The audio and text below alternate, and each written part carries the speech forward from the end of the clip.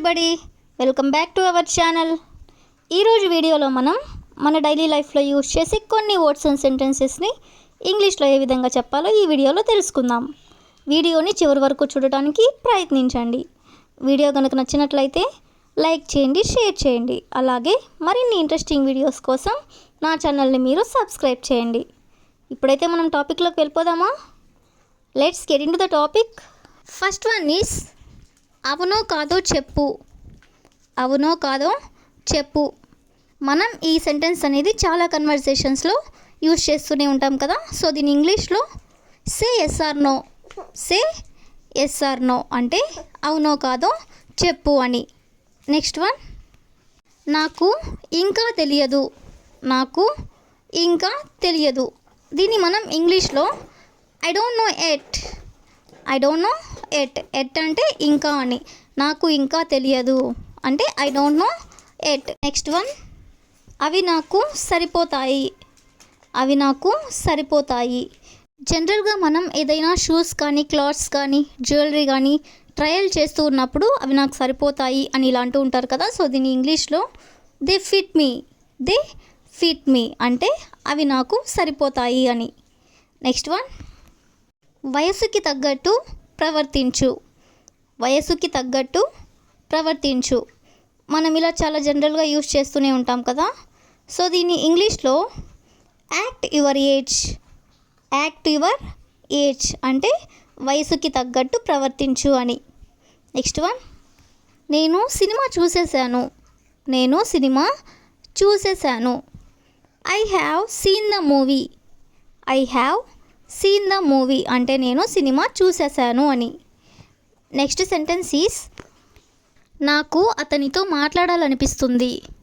నాకు అతనితో మాట్లాడాలనిపిస్తుంది. సో ఈ సెంటెన్స్ని మనం ఇంగ్లీష్లో I feel like talking to him. I feel like talking to him అంటే అతనితో నాకు మాట్లాడాలనిపిస్తుంది అని. నెక్స్ట్ సెంటెన్స్ ఈస్ నా మొబైల్ ఎక్కడ వదిలేశానో గుర్తు రావట్లేదు. నా మొబైల్ ఎక్కడ వదిలేశానో గుర్తు రావట్లేదు. మనం ఎక్కడైనా మొబైల్ మర్చిపోయినప్పుడు ఇలా అంటూ ఉంటారు కదా. సో దీన్ని ఇంగ్లీష్లో I don't remember when I left my mobile. I don't remember అంటే నాకు గుర్తులేదు. When I left my mobile, నా మొబైల్ ఎక్కడ మర్చిపోయానో నాకు గుర్తులేదు అని. నెక్స్ట్ వన్, నాకు వికారంగా అనిపిస్తుంది. నాకు వికారంగా అనిపిస్తుంది. I'm feeling nauseous.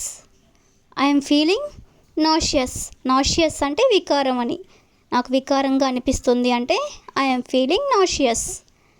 Next one, కుంటి సాకులు చెప్పకు. కుంటి సాకులు చెప్పకు. ఎవరికైనా మనం ఏదైనా పని చేయమన్నప్పుడు వాళ్ళు ఆ పని చేయకుండా ఏదో ఒక సాకులు చెప్పినట్లయితే మనం ఇలా అంటూ ఉంటాం.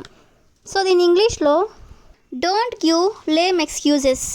డోంట్ గివ్ లేమ్ ఎక్స్క్యూజెస్ అంటే కుంటి సాకులు చెప్పకు అని. నెక్స్ట్ వన్, నాకు అంతగా నచ్చలేదు.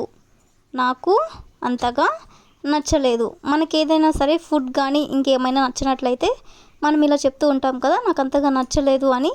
సో దీని ఇంగ్లీష్లో I don't like it much. I don't like it much అంటే నాకు ఇది అంతగా నచ్చలేదు అని. నెక్స్ట్ సెంటెన్స్ ఈస్ అబద్ధాలు చెప్పడం ఎక్కడ నేర్చుకున్నావు.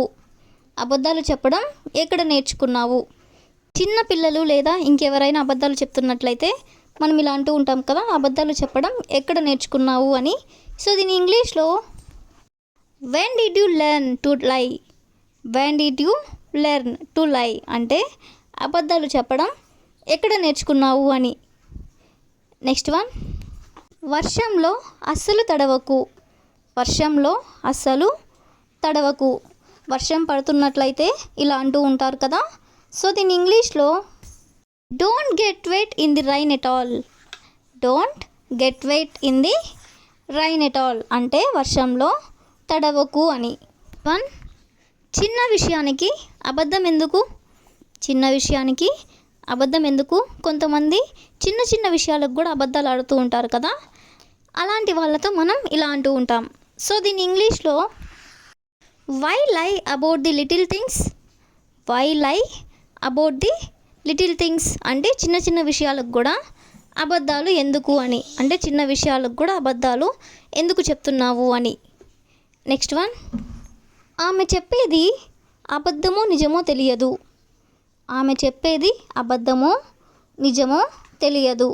సో ఈ సెంటెన్స్ని మనం ఇంగ్లీష్లో I don't know if what she is saying is true or false. I don't know if what she is saying is true or false అంటే ఆమె అబద్ధం చెప్తుందో లేక నిజం చెప్తుందో నాకు తెలియదు అని. నెక్స్ట్ వన్, నిన్ను ఇక్కడికి ఎవరు రమ్మన్నారు.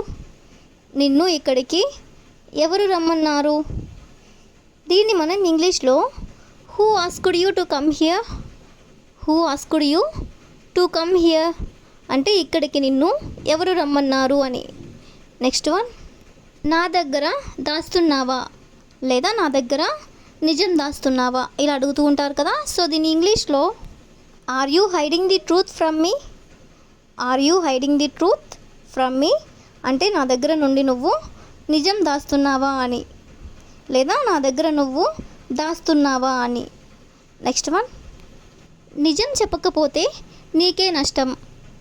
నిజం చెప్పకపోతే నీకే నష్టం. సో దీని ఇంగ్లీష్లో if you don't tell the truth you will loss.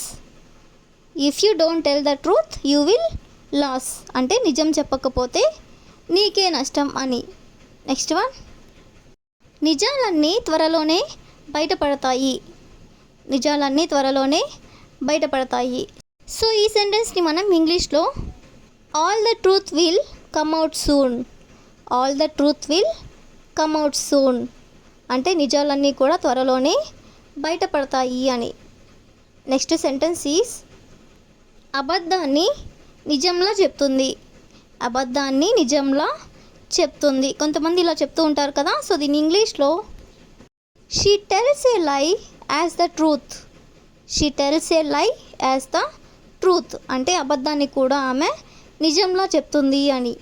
The last sentence is నీకు అబద్ధం చెప్పడం అలవాటా. నీకు అబద్ధం చెప్పడం అలవాటా. ఎవరినైనా మనం ఇలా అడగాలనుకున్నప్పుడు దీని ఇంగ్లీష్లో are you in the habit of flying.